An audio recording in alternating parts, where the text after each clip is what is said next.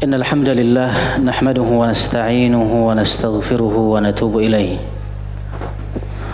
ونعوذ بالله من شرور أنفسنا وسيئات أعمالنا من يهده الله فلا مضل له ومن يضلل فلا هادي له أشهد أن لا إله إلا الله وحده لا شريك له وأشهد أن محمدًا عبده ورسوله وخليله وصفيه لا نبي ولا رسول بعده قال الله تعالى في كتابه الكريم يا أيها الذين آمنوا اتقوا الله وقولوا قولا سديدا يصلح لكم أعمالكم ويغفر لكم ذنوبكم ومن يطع الله ورسوله فقد فاز فوزا عظيما أما بعد فإن أصدق الحديث كتاب الله وخير الهدى هدى محمد صلى الله عليه وسلم وشر الأمور محدثاتها فإن كل محدثة في الدين بدعة وكل بدعة ضلالة وكل ضلالة في النار ثم أما بعد Ma'asyar muslimin, jamaah salat Jumat yang dimuliakan dan diberkahi waktunya oleh Allah Subhanahu wa taala. Dalam hitungan hari atau beberapa hari lagi, dengan izin Allah Subhanahu wa taala, dan itu merupakan harapan kita kepada Allah Jalla Jalaluhu, kita semua akan berjumpa dengan bulan Al-Quranul Karim, yakni bulan puasa. Allah Subhanahu wa taala mengatakan di dalam surah Al-Baqarah, "Syahru Ramadhan alladzi unzila fihi al-Qur'an hudan lin-nas wa bayyinatin minal huda wal furqan." Sesungguhnya bulan Ramadan adalah bulan Al-Quran, bulan di mana Allah Subhanahu wa taala menurunkan Al-Qur'an di dalamnya. Kemudian juga Allah Subhanahu wa taala sampaikan dalam surah Al-Qadar, Allah Subhanahu wa taala mengatakan inna anzalnahu fi lailatul qadar. Sesungguhnya kami menurunkan Al-Qur'an di malam Qadar.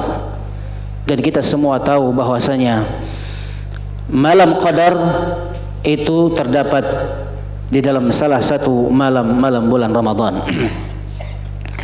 Ma'asyar muslimin yang dimuliakan oleh Allah Subhanahu wa taala, kira-kira apa faedah yang bisa kita petik, yang bisa kita ambil ketika kita sudah menyadari bahwa bulan Ramadan itu adalah bulan Al-Quran?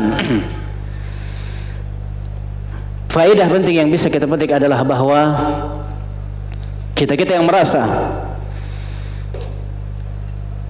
di bulan-bulan yang lain atau sebelum datangnya bulan Ramadan, kita masih sedikit berinteraksi dengan Al-Quranul Karim. Kita masih jauh dengan Al-Quranul Karim. Kita belum dekat dengan kalamullah Subhanahu wa ta'ala karena kesibukan kerjaan kita, karena kesibukan bisnis kita, atau mungkin karena kita disibukkan dengan apa-apa yang kita miliki. Maka bulan Ramadan adalah bulan yang harus kita maksimalkan, yang harus kita manfaatkan untuk mengasah kedekatan kita. Seringnya kita berinteraksi dengan Al-Quranul Karim. Kenapa kita perlu mengasah kedekatan kita dengan Al-Quran di bulan Ramadan? Karena faktor-faktor atau motivasi-motivasi yang memudahkan kita untuk dekat dengan Al-Quran di bulan Ramadan itu sangat banyak. Maka situasi dan kondisi yang kita dapatkan di bulan Ramadan, di mana kita lebih mudah dekat dengan Al-Quran, kita manfaatkan semaksimal mungkin. Karena jikalau seandainya di bulan yang lain mungkin kita belum bisa mengasah dan melatih kedekatan kita dengan Al-Quran, bisa saja di bulan Ramadan, karena banyak orang-orang yang mendekatkan diri mereka dengan Al-Quran, kita juga termotivasi untuk mengasah diri kita dekat dengan Al-Quran. Dan jika seandainya kita tidak memaksimalkan bulan Ramadan yang merupakan bulan Al-Quran untuk mengasah kedekatan kita dengan Al-Quran, kapan lagi kita akan bisa mengasah diri kita untuk dekat dengan Al-Quran? Jika seandainya di bulan Ramadan seseorang tidak bisa membaca Al-Quran, tidak dekat dengan Al-Quran, apakah ia bisa melatih dirinya dekat dengan Al-Quran di bulan-bulan yang lain? Maka jawabannya mungkin lebih banyak tidaknya. Maka marilah kita maksimalkan kemampuan kita, ikhtiar kita, dan usaha kita mengasah diri kita untuk semakin dekat dengan Al-Quran di bulan Ramadan nanti. Harapan kita adalah agar setelah bulan Ramadan kita menjadi orang-orang yang sering berinteraksi dan dekat dengan kalamullah subhanahu wa ta'ala. Ma'asyarul muslimin, jamaah salat Jumat yang dimuliakan oleh Allah Subhanahu wa taala. Seorang muslim memiliki beberapa alasan keharusan kenapa dia harus lebih dekat dengan Al-Qur'anul Karim. Yang pertama adalah karena Al-Qur'anul Karim adalah pedoman kebahagiaan seseorang yang Allah berikan kepada seorang hamba. Dan perlu kita sadari bahwasanya Allah Subhanahu wa taala menurunkan Al-Qur'an bukan untuk memberatkan hambanya, namun sebaliknya agar seorang hamba itu mendapatkan kebahagiaan dengan Al-Quran tersebut. Allah Subhanahu wa ta'ala berfirman dalam surah Taha, Taha ma anzalna alaika al-Qur'ana litashqa. Kata Allah Subhanahu wa ta'ala, tidaklah kami menurunkan Al-Quran agar engkau wahai Muhammad itu sengsara, namun sesungguhnya kami menurunkan Al-Quran kepadamu agar engkau mendapatkan kebahagiaan. Jadi jelas tujuan Allah Subhanahu wa ta'ala menurunkan Al-Quran kepada Nabi SAW agar Nabi merasakan kebahagiaan itu. Begitu pula dengan umatnya. Oleh karena ketika Rasulullah SAW mendapati orang-orang di sekitar beliau atau sebagian dari kaum muslimin di saat itu sudah mulai menjauh dari Al-Qur'anul Karim, Rasulullah SAW mengeluhkan itu kepada Allah Subhanahu wa taala, yang Allah Taala sebutkan dalam surah Al-Furqan ayat yang ke-30. Rasul sallallahu alaihi wasallam mengatakan atau Allah menghikayatkan perkataan Nabi sallallahu alaihi wasallam, wa qala ar-rasul ya rabbi inna qaumi ittakhadhu hadzal Qur'an mahjura. Ya Rabb, wahai Tuhanku, sesungguhnya kaumku sudah mulai menghajar, menjauh dari Al-Quranul Karim. Rasulullah SAW khawatir, mengeluhkan ketika beliau mendapati sebagian dari umat beliau sudah jauh dari jalan kebahagiaan. Oleh karena ketika kita masih merasa kedekatan kita mungkin dengan Al-Quran, ya, atau seringnya kita berinteraksi dengan Al-Quran tidak bisa membuat kita bahagia, maka hati kita atau keimanan kita kepada Allah Subhanahu wa taala itu masih dipertanyakan. Dan ini semua untuk kita semua. Kemudian alasan yang kedua adalah agar kita mendapatkan kemuliaan di sisi Allah Subhanahu wa taala. Dan sering disampaikan bahwa segala sesuatu itu akan menjadi mulia di sisi Allah Subhanahu wa taala tatkala didekatkan dengan Al-Qur'an. Ketika sesuatu itu berinteraksi berkaitan dengan Al-Qur'anul Karim. Kita tahu bahwasanya bulan Ramadan adalah bulan yang paling mulia. Karena Allah Subhanahu wa taala menurunkan Al-Qur'an di dalam bulan tersebut. Kita tahu bahwa malam yang paling mulia, malam yang terbaik di sisi Allah Jalla Jalaluhu adalah malam Lailatul Qadar. Karena di malam itulah Allah Subhanahu wa taala menurunkan Al-Qur'anul Karim. Dan kita tahu bahwa manusia terbaik di sisi Allah Subhanahu wa taala adalah nabi kita yang mulia Muhammad sallallahu alaihi wasallam, karena kepada beliaulah Allah menurunkan Al-Qur'an. Dan malaikat yang terbaik di sisi Allah Jalla Jalaluhu adalah malaikat Jibril, karena beliaulah yang menjadi perantara Allah Subhanahu wa taala menurunkan Al-Qur'an kepada Nabi Muhammad sallallahu alaihi wasallam. Dan Rasulullah SAW mengatakan, khairukum man ta'allama al-Qur'ana wa 'allamahu. Sebaik-baik kalian adalah orang yang belajar dan mengajarkan Al-Qur'an. Lihatlah, segala sesuatu itu menjadi mulia di sisi Allah Subhanahu wa taala ketika sesuatu itu berkaitan dengan Al-Qur'an, dekat dengan Al-Qur'anul Karim. Ini alasan yang kedua. Kemudian alasan yang ketiga, agar kita tidak terjatuh ke dalam dosa kepada Allah Subhanahu wa taala, agar amalan-amalan yang kita lakukan dan amalan-amalan ini melupakan kita, melalaikan kita dari beribadah dengan Al-Quran, tidak menjadi haram di sisi Allah Subhanahu wa taala. Rasulullah sallallahu alaihi wasallam mengeluhkan umatnya jauh dari Al-Quran karena beliau melihat bahwa itu merupakan bukan perkara yang sepele. Itu merupakan perkara yang dibenci oleh Allah Subhanahu wa taala. Menjauh dari Al-Quran, melalaikan Al-Quran, memboikot Al-Quran adalah perbuatan yang dimurkai oleh Allah Subhanahu wa taala.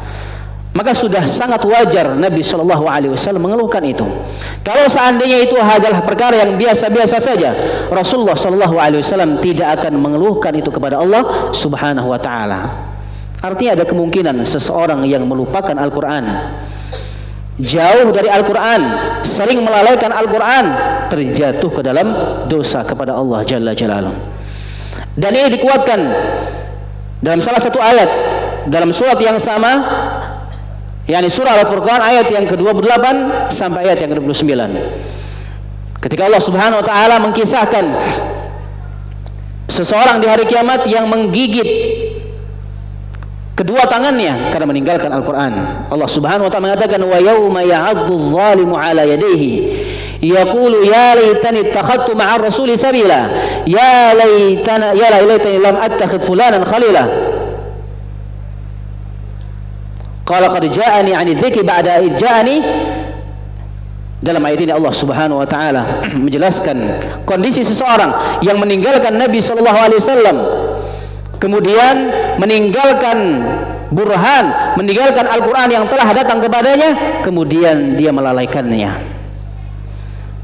Maka dia pun digambarkan oleh Allah Subhanahu wa taala menggigit tangannya nanti di hari kiamat nanti karena penyesalannya. Inilah beberapa atau 3 alasan yang menjadi alasan seorang muslim kenapa harus lebih dekat dengan Al-Quranul Karim. Semoga Allah Subhanahu wa taala menjadikan kita orang-orang yang dimudahkan langkahnya untuk selalu dekat dan berinteraksi dengan Al-Qur'anul Karim. Aqulu qouli hadza wa astaghfirullah li wa lakum wa li sa'il muslimina min kulli dhanbin fastaghfiruhu innahu huwal ghafurur rahim.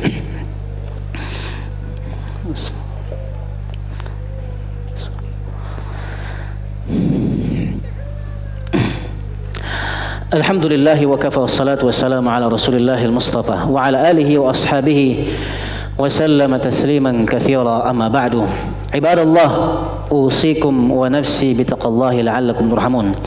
Jamaah salat Jumat yang dimuliakan oleh Allah Subhanahu wa taala. Al-Imam Ibnu Qayyim menyebutkan ada 5 perbuatan yang menggambarkan seseorang menghajar atau memboikot Al-Qur'anul Karim.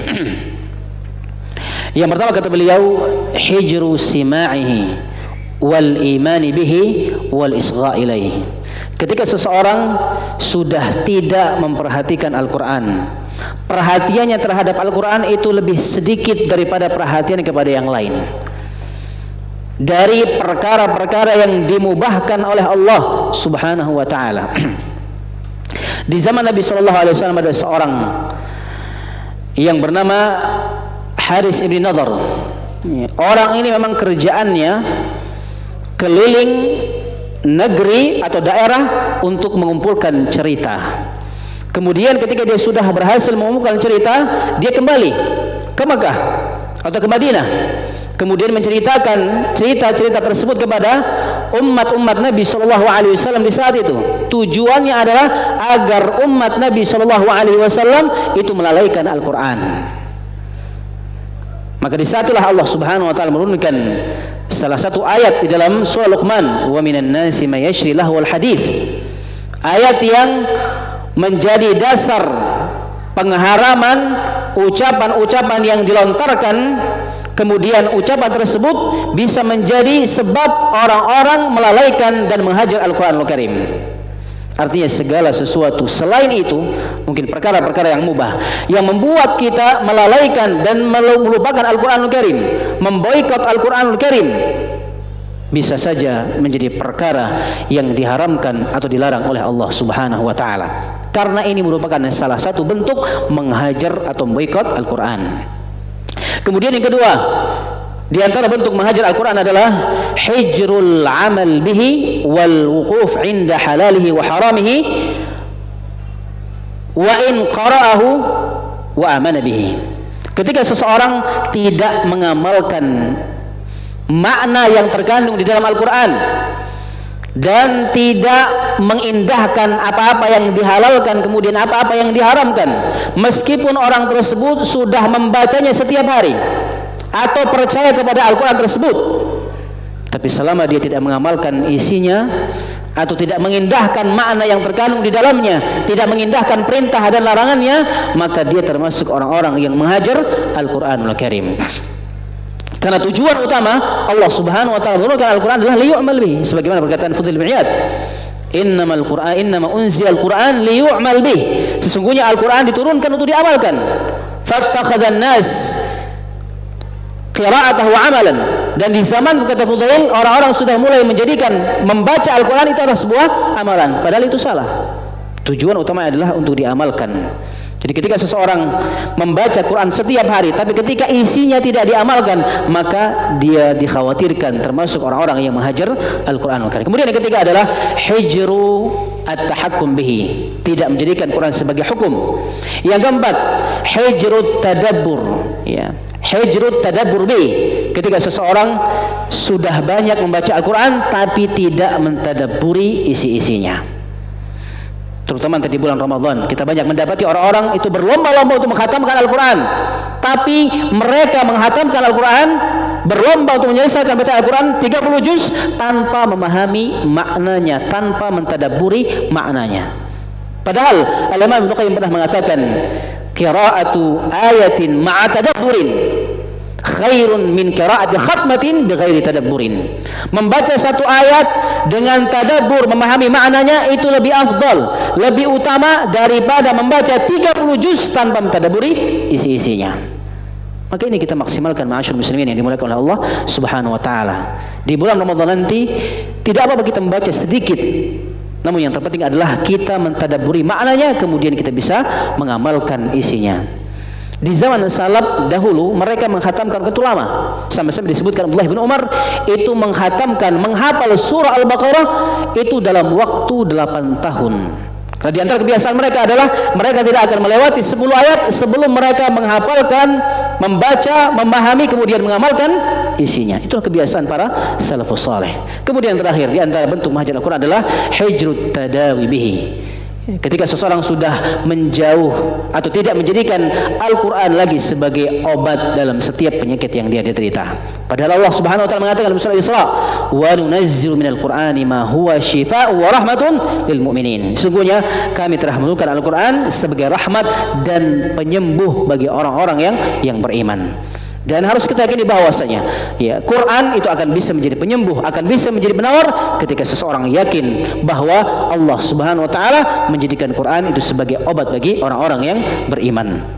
Inna Allah wa malaikatahu yusholluna 'alan nabi ya ayyuhalladzina amanu shallu 'alaihi wa sallimu taslima. Allahumma shalli 'ala Muhammad wa 'ala ali Muhammad kama shallaita 'ala Ibrahim wa 'ala ali Ibrahim wa barik 'ala Muhammad wa 'ala ali Muhammad kama barakta 'ala Ibrahim wa 'ala ali fil 'alamin innaka Hamidum Majid. Allahumma rabbighfir lil muslimina wal mu'minina wal mu'minat al ahya'i minhum wal amwat innaka sami'un qaribun mujibud da'wat ya qadiyal hajat. Allahumma inna nas'aluka al khaira kullahu 'ajilihi wa ajilihi wa na'udzubika minasy syarri 'ajilihi wa ajilihi. Allahumma arinal haqqa haqqan warzuqna ittiba'ah وأرنا الباطل باطلا وارزقنا اجتنابه.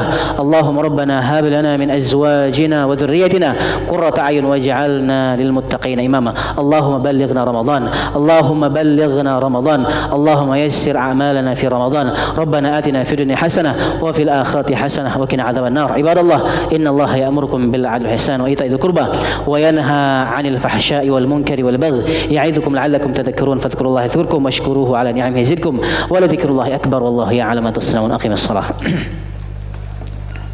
الله أكبر الله أكبر أشهد أن لا إله إلا الله أشهد أن محمدا رسول الله.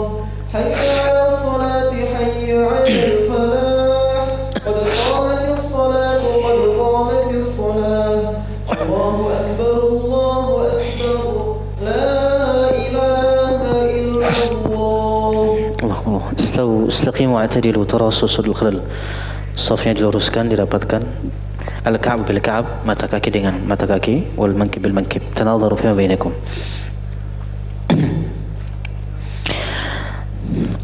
Allahu akbar.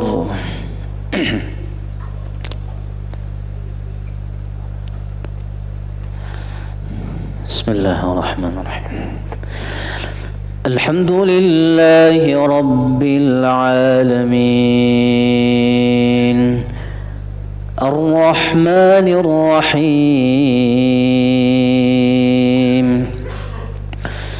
مالك يوم الدين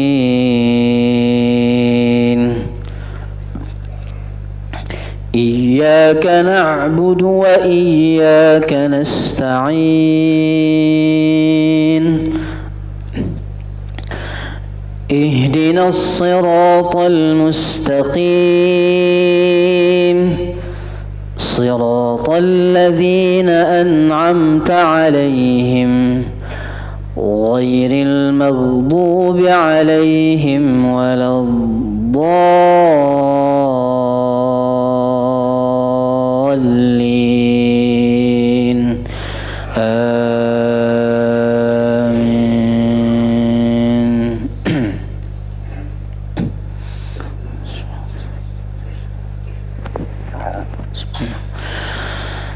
كلا بل تحبون العاجلة وتذرون الآخرة وجوه يومئذ باسرة تظن أن يفعل بها فاقرة وجوه يومئذ ناظرة إلى ربها ناظرة ووجوه يومئذ باسرة تظن أن يفعل بها فاقرة كلا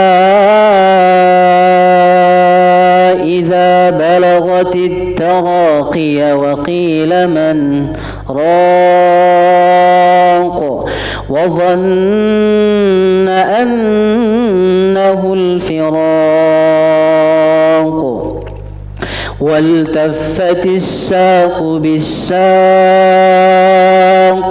إلى ربك يومئذ المساق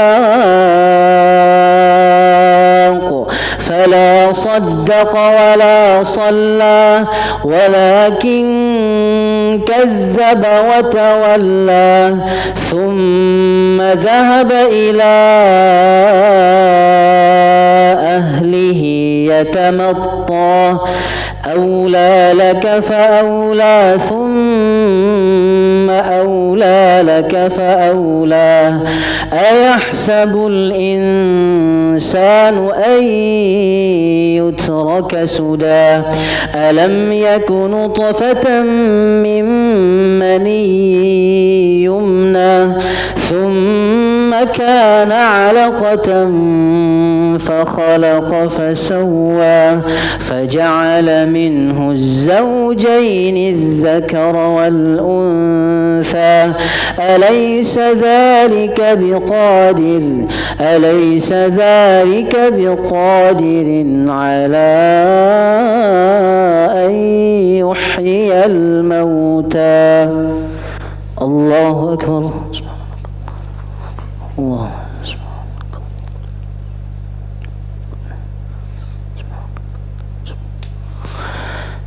سمع الله لمن حمده الله أكبر سبحانك الله سبحانك الله الله أكبر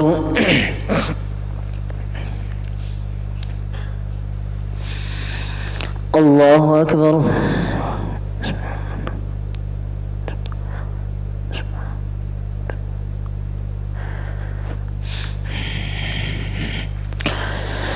الله أكبر بسم الله الرحمن الرحيم الحمد لله رب العالمين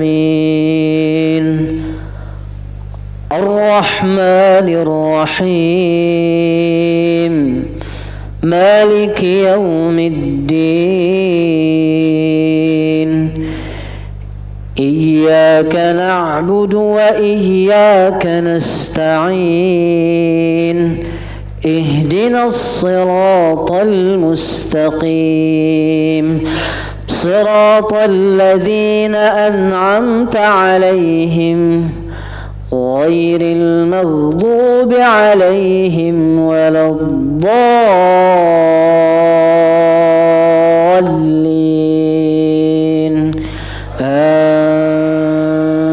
آمين كلا إذا دكت الأرض دكا دكا وجاء ربك والملك صفا صفا وجيء يومئذ بجهنم يومئذ يتذكر الإنسان وأنى له الذكرى يقول يا ليتني قدمت لحياتي فيومئذ لا يعذب عذابه أحد ولا يوثق وثاقه أحد يا أيتها النفس المطمئنة ارجعي إلى ربك راضية مرضية فادخلي في عبادي وادخلي جنتي الله أكبر سبحانك الله سبحانك الله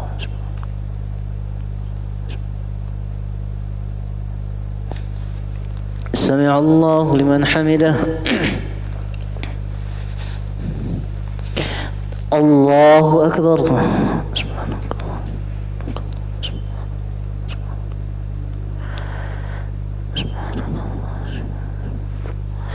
الله أكبر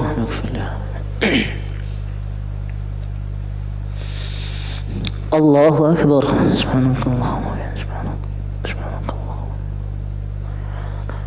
سبحانك الله الله أكبر الصلاة والسلام على النبي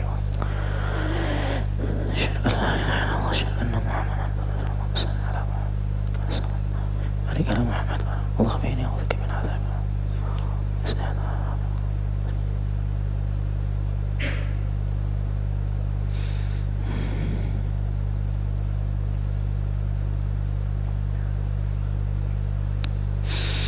السلام عليكم ورحمة الله السلام عليكم ورحمة الله استغفر الله استغفر الله استغفر الله اللهم انت السلام منك السلام تبارك يا ذا الجلال لا اله الا انت لا شريك له